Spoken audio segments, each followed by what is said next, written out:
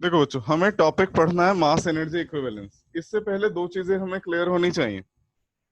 आवाज आ रही है ना मेरी? एक बार कंफर्म करेंगे।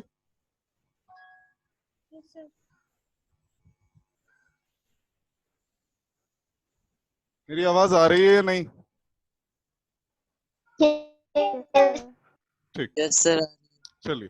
दो चीजें हमने पहली छोटी क्लासेस में पढ़ी हैं। One was law of conservation of mass,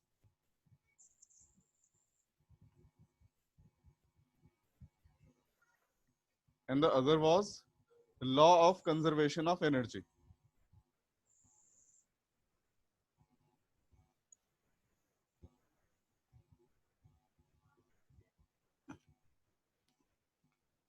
law of conservation of मास कहता था, मतलब इसके अकॉर्डिंग क्या हुआ करता था कि मास को ना तो क्रिएट किया जा सकता ना डिस्ट्रॉय किया जा सकता। मतलब यूनिवर्स का टोटल मास कांस्टेंट रहता है। Total mass of the universe is constant. However it may transfer from one body to another body, एक बॉडी से दूसरी बॉडी पर जा सकता है, लेकिन उसका जो टोटल सम है पूरे यूनिवर्स का वो कांस्टेंट है।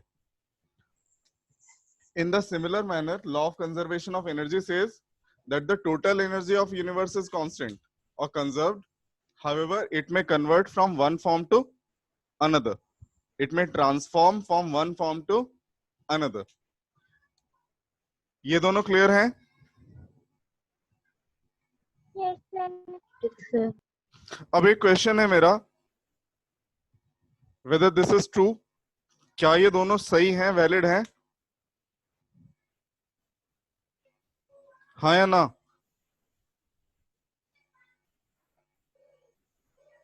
Ananya, Yes, sir. वैलिड हैं दोनों? Yes, sir. Bhargavi, Yes, sir. गौरव, यस सर वैलिड है। कशिश, Yes, sir. वैलिड हैं दोनों? Yes, sir. कोई डिसएग्री कर रहा है इस बात से, इनकी वैलिडिटी को लेके? किसी को लगता है ये वैलिड नहीं है? नहीं, कोई डिसएग्री नहीं कर रहा। बेटा ये दोनों सेपरेटली वैलिड नहीं है, ना ये वैलिड है ना ये वैलिड है। फिर क्यों पढ़ाया गया? क्योंकि कुछ स्पेसिफिक कंडीशंस हैं जब जब ये वैलिड होते हैं, हमेशा वो कंडीशन फुलफिल नहीं होती। तो in certain cases both of these are not valid. ना law of conservation of mass valid है, ना law of conservation of energy valid है। आइंस्टाइन ने ये सजेस्ट किया that neither mass is conserved nor energy is conserved. He said the total sum of mass and energy, the total sum of mass and energy is conserved. यानी कि पूरी universe का mass plus energy conserved है। इस बात का क्या मतलब है, किसी को समझ में आया?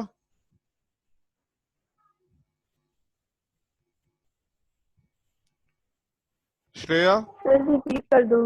मैं रिपीट कर रहा हूं फिर भी। Shreya, yes sir. कुछ समझ में आया बेटा इससे? Yes sir. क्या आया बताओ?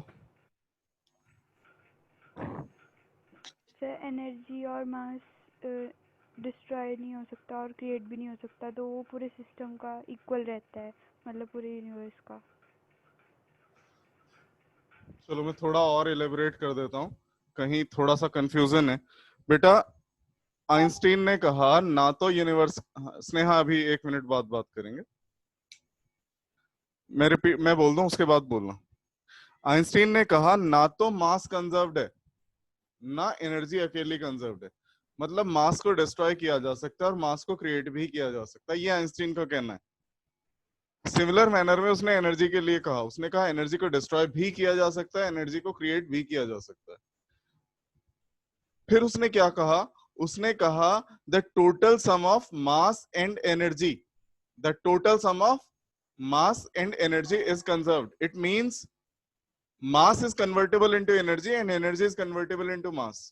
मास को एनर्जी में बदला जा सकता है और एनर्जी को मास में बदला जा सकता है। मास अकेले कंजर्व नहीं है, एनर्जी अकेले कंजर्व नहीं है, इनका सम कंजर्व्ड है। क्लियर? स्नेहा आप बोलो क्या कह रहे थे बेटा? सर मैं यही कह रही थी, वो आपने जो क्वेश्चन पूछा था उसका आंसर, कि कि जो मास और एनर्जी है वो दो डिफरेंट फॉर्म्स हैं किसी एक सिंगल या फिर सेम अथॉरिटी की। अब बात आती है, ठीक, मैं और इलेबोरेट सर कर रहा हूँ इस चीज को, कंफ्यूजन्स रहेंगे। श्रेया कुछ कहना चाहती है बेटा? Yes sir. बोलो। सर एग्जांपल के थ्रू समझा दो। हाँ मैं अभी वही इलेबोरेट कर रहा हूँ। आइंस्टीन ने क्या कहा कि कुछ केसेस में मास डिस्ट्रॉय होकर एनर्जी बना देता है। मास डिस्ट्रॉय होकर क्या बना देता है? एनर्जी। और बाकी केसेस में क्या हो सकता है? एनर्जी खत्म होकर क्या बना सकती है? मास। दोनों चीजें पॉसिबल हैं। समझेंगे कैसे? पहली बात तो आइंस्टीन ने ये नहीं कहा कि मास और एनर्जी ऐड किए जा सकते हैं। जब मैं कह रहा हूं total sum of mass and energy, तो टोटल सम से मतलब ये नहीं है कि मास एनर्जी में ऐड हो सकता है। मास अलग तरह की क्वांटिटी है, एनर्जी अलग तरह की क्वांटिटी है। ऐड आप सिर्फ उन्हें कर सकते हो जिनकी डायमेंशन सेम हो। इनकी डायमेंशन डिफरेंट है। मास की डायमेंशन m है, एनर्जी की ml2t-2 है। They can not be added together. Einstein said mass and energy are equivalent. Equivalent क्या? कि एनर्जी को मास में बदला जा सकता है समहाउ, और मास को एनर्जी में बदला जा सकता है किसी ना किसी तरीके से। मैं एक एग्जांपल देता हूं, वो शायद समझ में ना आए पर फिर भी एक बेसिक आइडिया हो जाएगा। अगर एक गामा रे फोटोन, अगर एक गामा रे फोटोन किसी मेटल की सरफेस को स्ट्राइक करता है, तो एक इलेक्ट्रॉन और एक पॉजिट्रॉन बनता है। फोटोन में कोई मास नहीं था। फोटोन क्या था? Just a packet of energy. Electron में भी मास होता है, पॉजिट्रॉन में भी मास होता है। दोनों का मास कितना है? 9.1 इंटू 10⁻³ किलोग्राम। पॉजिट्रॉन का भी इतना ही है। ये प्रोटॉन नहीं है, पॉजिट्रॉन बोला है मैंने। यहां क्या था? मास 0।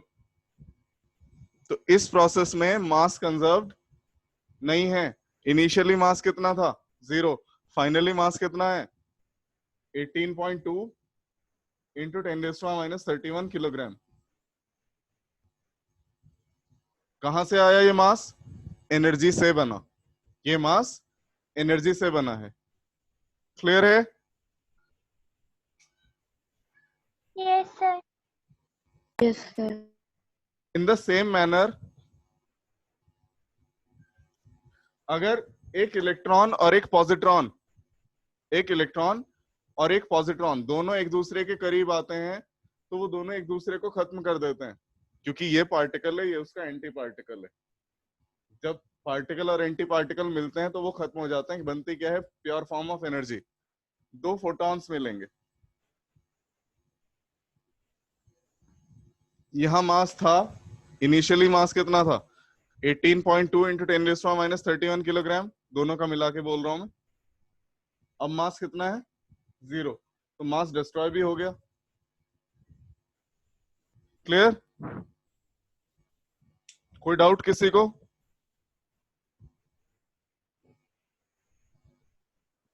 Yes sir. कोई डाउट नहीं है? No sir. होना चाहिए। मैंने क्या कहा था? कि मास और एनर्जी कंजर्व रहती है और यहाँ पर तो डिस्ट्रॉय हो गई है। इन दोनों इक्वेशंस में कोई कॉन्ट्रडिक्शन नहीं है।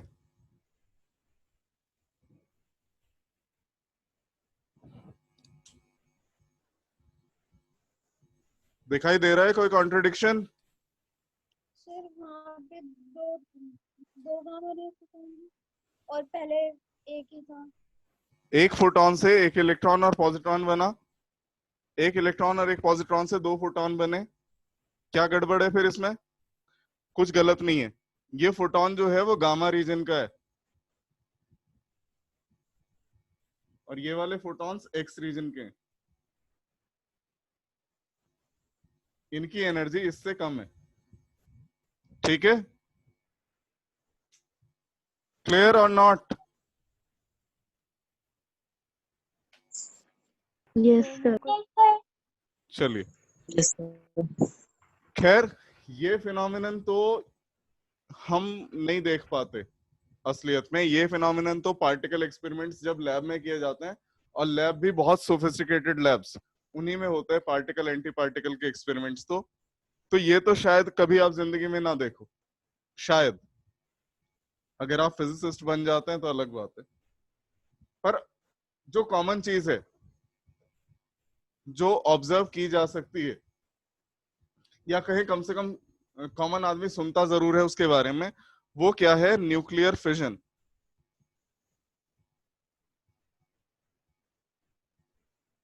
या फ्यूजन। इन दोनों प्रोसेसेस में भी यही होता है।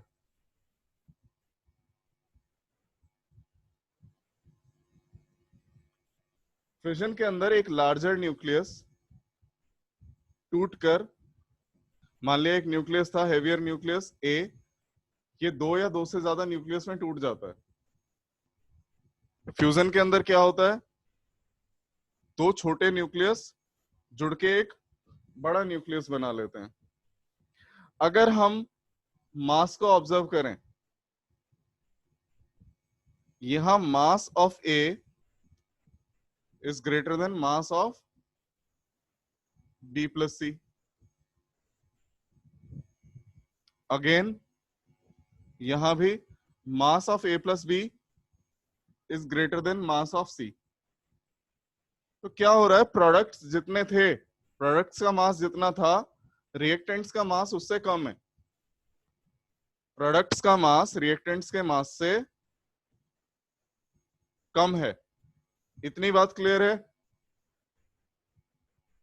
yes sir, किसी Yes, को कुछ sir. पूछना है इसमें, या कोई ऑब्जेक्शन? ऐसा लग रहा हो कि हम केमिस्ट्री के अगेंस्ट जा रहे हैं? केमिस्ट्री में तो हमने पढ़ा है कि मास कंजर्व रहता है, पढ़ा है या नहीं? Yes sir.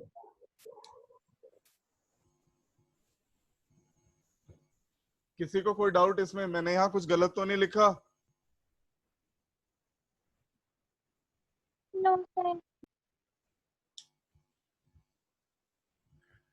अगर ये केमिकल रिएक्शन होती तो मैं लिखता mass of A is equal to mass of B plus C. यहां लिखता mass of A plus B is equal to mass of C. अगर केमिकल इक्वेशन होती, ये केमिकल इक्वेशन है ही नहीं, तो इसमें केमिस्ट्री वाले लॉज नहीं लगेंगे। ये क्या है? एक न्यूक्लियर प्रोसेस है, इसमें लॉज लगेंगे फिजिक्स के। और यहाँ क्या होता है? Mass of reactants is greater than mass of products. अब ये जो डिफेक्ट आया, दोनों के मास में जो डिफरेंस आया, इसे मैं बोल रहा हूं मास ऑफ रिएक्टेंट्स, इसे बोल रहा हूं मास ऑफ प्रोडक्ट्स। इन दोनों के मास का जो डिफरेंस होता है,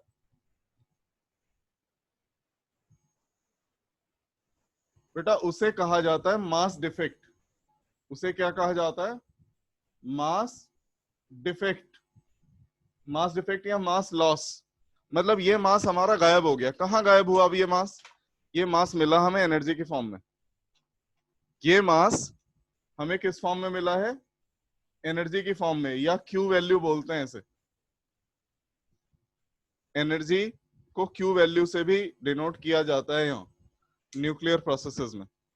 तो जो मास हमारा गायब हुआ न्यूक्लियर प्रोसेस के दौरान, वो मास किस फॉर्म में मिल रहा है? एनर्जी की फॉर्म में। मतलब मास लूज किया हमने, उस लूज लॉस्ट मास के करस्पॉन्डिंग हमें एनर्जी मिली। क्लियर है? yes sir, Yes, sir. किसी को कोई डाउट? yes अब इसके बेसिस पे न्यूमेरिकल आता है कि कितनी एनर्जी लूज हुई, मतलब मिली हमें, वो करने को आ जाएगा। तो करेंगे कैसे न्यूमेरिकल, वो देखेंगे।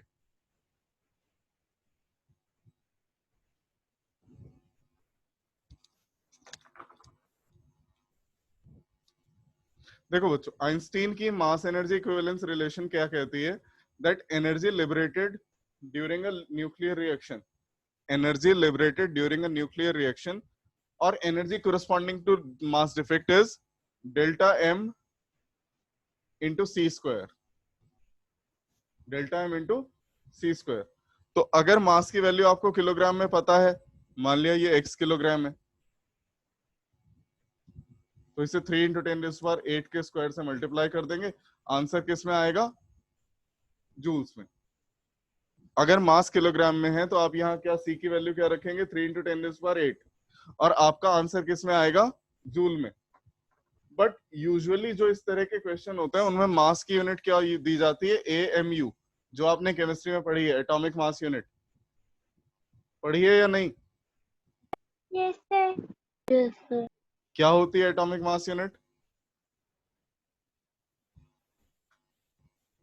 सर 1.6 into 10 के पावर माइनस क्या? -27। कहां से आया ये?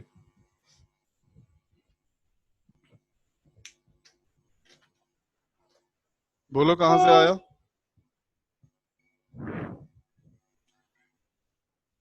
Ananya, what is 1 AMU? Ananya,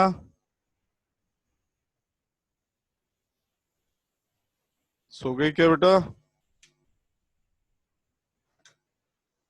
sir kilogram. बहुत देर से आया ना याद। भार्गवी,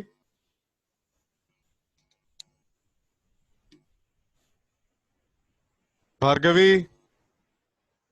सर 1 AMU में बताऊं? हाँ कशिश बोलो। Sir 1.661 into 10 raised to power -18। नहीं होता तो -27 है शायद। मैं ये पूछ रहा हूँ कंसेप्ट क्या है इसके पीछे, कौन बताएगा?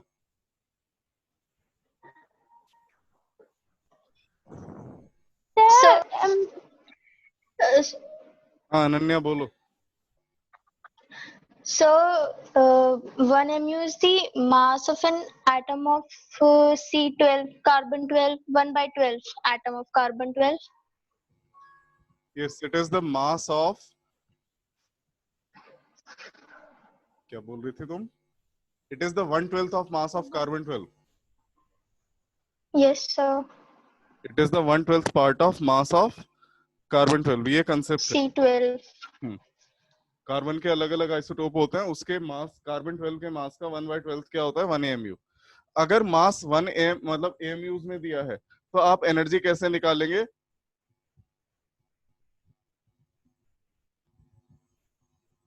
Into 931.5 million electron volts. सीधे आंसर आपका जूल के बजाय किस में आएगा? मिलियन इलेक्ट्रॉन वोल्ट्स में। बुक में भी ऐसे ही, मतलब एग्जाम में ऐसे ही करना है। इतना अंतर हो सकता है कि तुम्हारे स्कूल में जब कराया जाए तो वो 931 बोल दें, और कोई अंतर नहीं आएगा।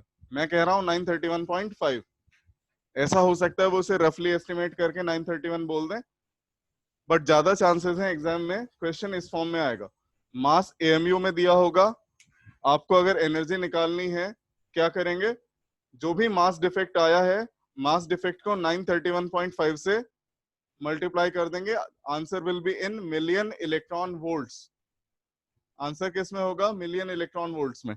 अब कोई कंफ्यूजन ना रहे उसके लिए मैं बता देता हूं इलेक्ट्रॉन वोल्ट किसे कहते हैं। 1 इलेक्ट्रॉन वोल्ट, 1 इलेक्ट्रॉन वोल्ट बोलते हैं उस एनर्जी को जो एक सिंगल इलेक्ट्रॉन को अगर 1 वोल्ट से एक्सेलरेट किया जाए तो जितनी एनर्जी उसमें आएगी।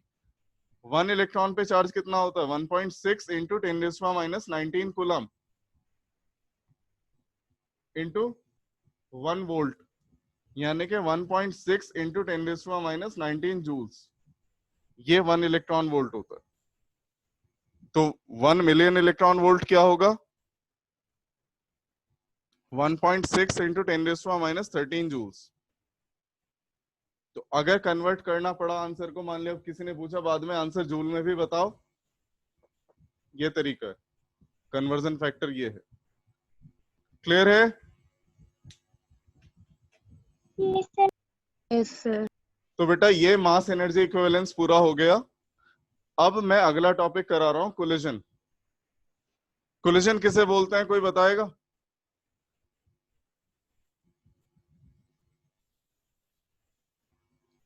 बोलो, वर्ड तो सुना ही होगा। सर जब कोई दो ऑब्जेक्ट एक दूसरे को टकराते हैं, मतलब when they strike each other. कोई और बताएगा?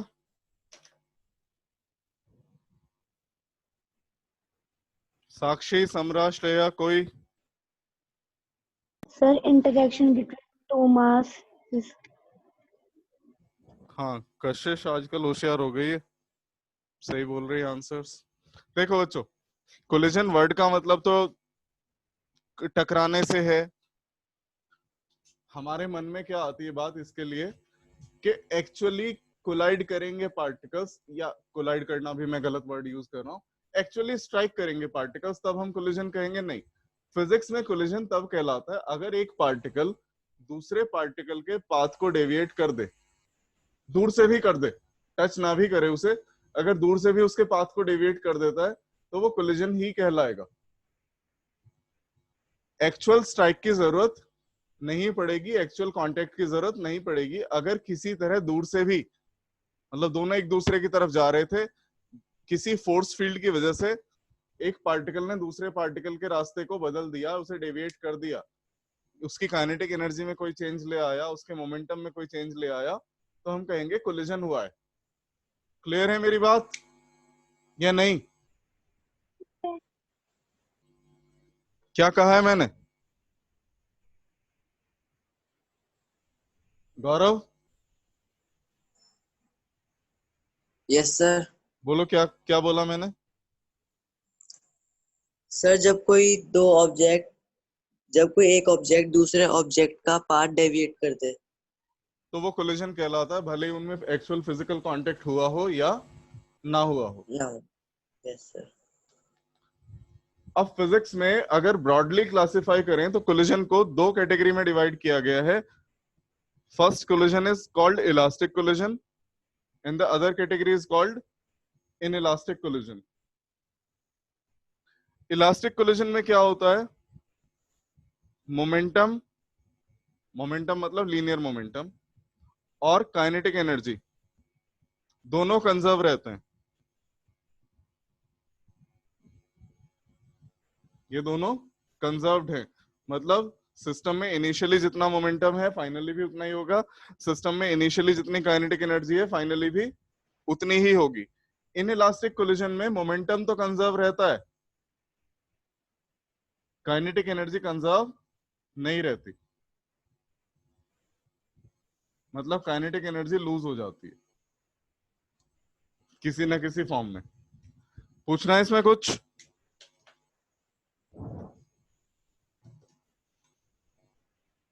बोलो बच्चों।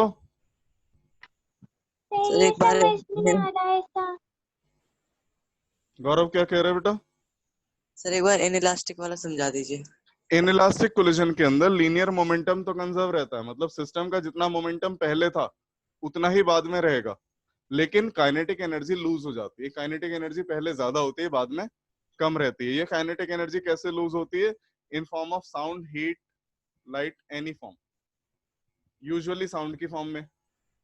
ठीक है, यस सर। नेहा क्या बोल रही थी बेटा? सर अब समझ आ गया। ठीक, तो अब हमें पढ़ना है elastic collision in one dimension. One dimension मतलब दोनों ऑब्जेक्ट एक स्ट्रेट लाइन के अलोंग चल रहे हैं और वो कोलाइड करते हैं। हमें देखना होगा कि उनकी फाइनल एनर्जीज क्या हैं।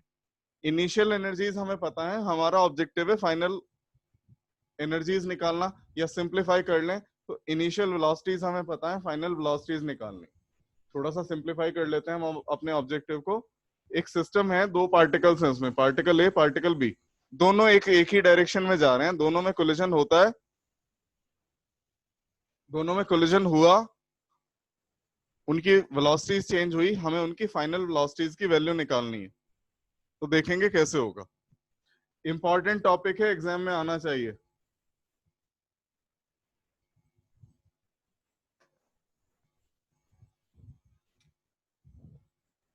यह है elastic collision in one dimension.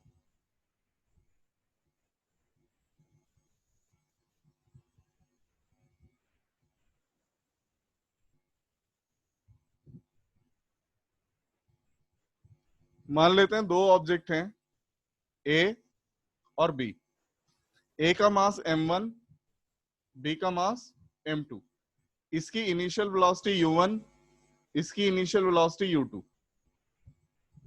ये इनिशियल सिचुएशन है। कोलाइड किए ये दोनों, टकराए और टकराने के बाद फिर से अलग हो गए। इलास्टिक कोलिजन में बॉडीज रिबाउंड कर जाती हैं। इलास्टिक कोलिजन के अंदर बॉडीज रिबाउंड करती हैं, एक साथ जुड़ी हुई नहीं रहती। अगर बॉडी रिबाउंड नहीं कर रही, it clearly means the collision is not elastic. अब ये रिबाउंड कर गई, बॉडी ए इसकी वेलोसिटी हो गई है v1, बॉडी बी की वेलोसिटी हो गई है v2। मासेस चेंज नहीं होंगे, मासेस अब भी उतने ही है।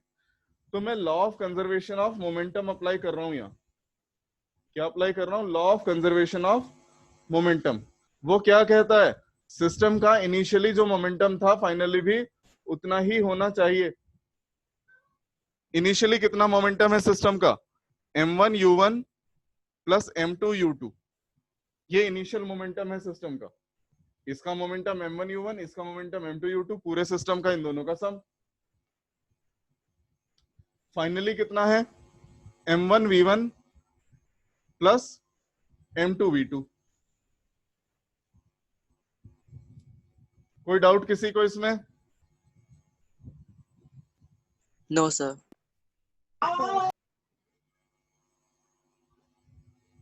इसे रीअरेंज कर रहा हूं मैं, m1 u1 minus v1 equals to m2 v2 minus u2। Clear?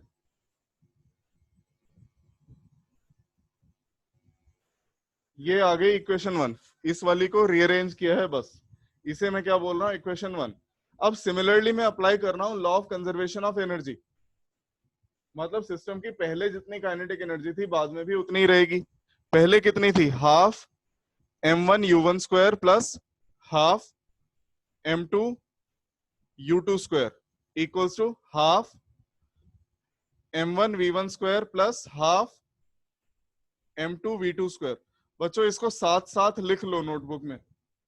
ये बहुत बड़ा डेरिवेशन है, मैं बीच में भूल जाऊंगा तो मुझे बताना आप कि क्या आया था। नोटबुक में लिख लो इसे साथ साथ, अभी जल्दी लिखो रफ नोटबुक में। 1/2 पूरा का पूरा फैक्टर कैंसिल हो गया। रीअरेंज करने पे मैं क्या बना सकता हूं? m1 u1 square minus v1 square equals to m2 v2 square minus u2 square. This is equation 2। जल्दी नोट करो, जैसे ही हो जाए बताओ।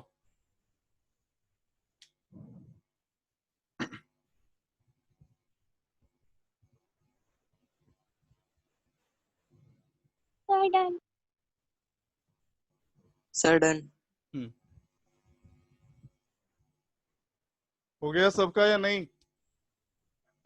Yes. चलो अब मैं क्या कर रहा हूं? इक्वेशन 2 को इक्वेशन 1 से डिवाइड करता हूं। इक्वेशन 2 को इक्वेशन 1 से डिवाइड करता हूं। इक्वेशन 2 है m1 u1 square minus v1 square equal to m2 v2 square minus u2 square. Divide किया 1 से, 1 थी m1 u1 माइनस v1, ये क्या थी? m2 v2 minus u2।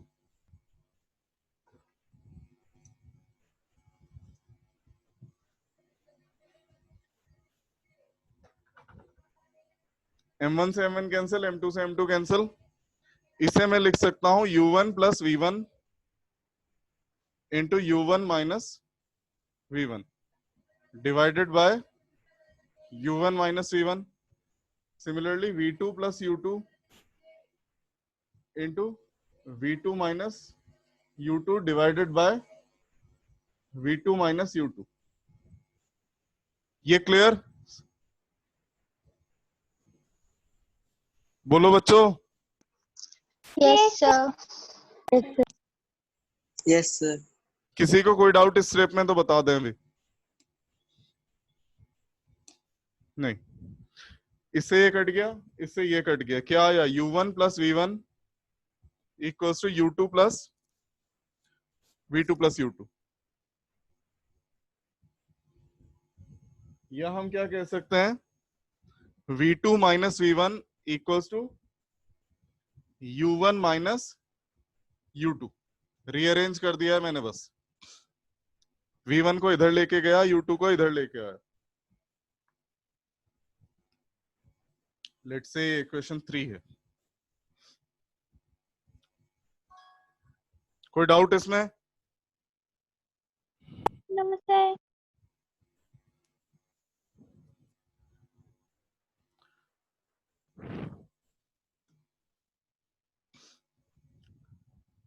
इस बेसिस पे एक कंक्लूजन डिराइव किया जा सकता है। वो कंक्लूजन देख लेते हैं, पहले उसे डिस्कस कर लेते हैं। वो क्या है, देखो बेटा, पहले ऑब्जेक्ट ऐसे जा रहे थे, ऑब्जेक्ट ए की वेलोसिटी u1 थी, ऑब्जेक्ट बी की वेलोसिटी u2 थी।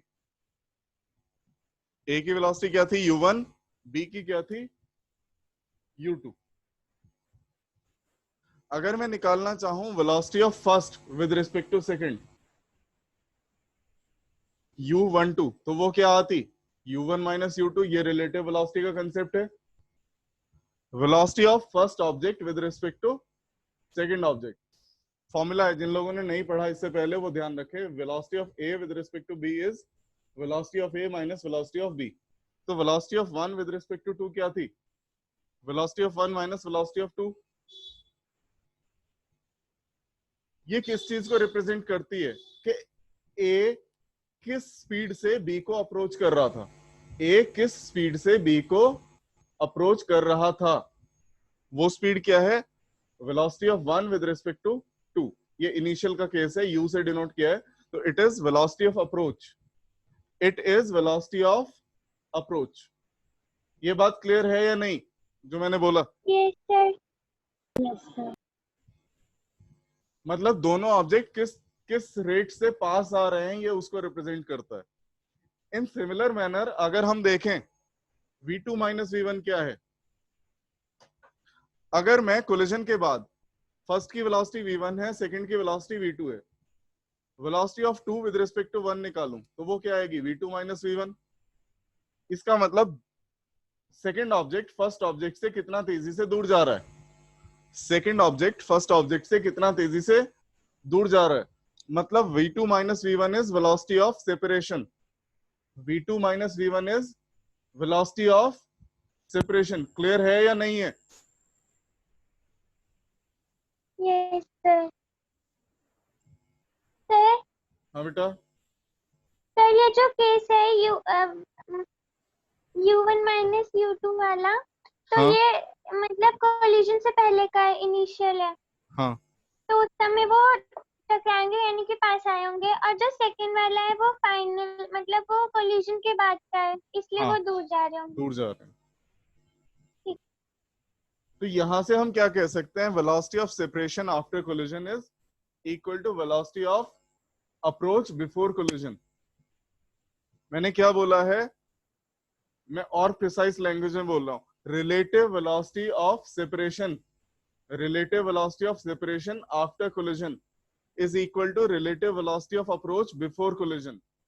मतलब कोलिजन से पहले जिस रेट से वो पास आए थे, कोलिजन के बाद उसी रेट से वो दूर जा रहे हैं। क्लियर है ये? हाँ या ना? Yes, sir. बेटा Yes, sir. डिस्कनेक्ट हो रही है, मैं एंड कर रहा हूं, तुम दोबारा कनेक्ट करो सब लोग।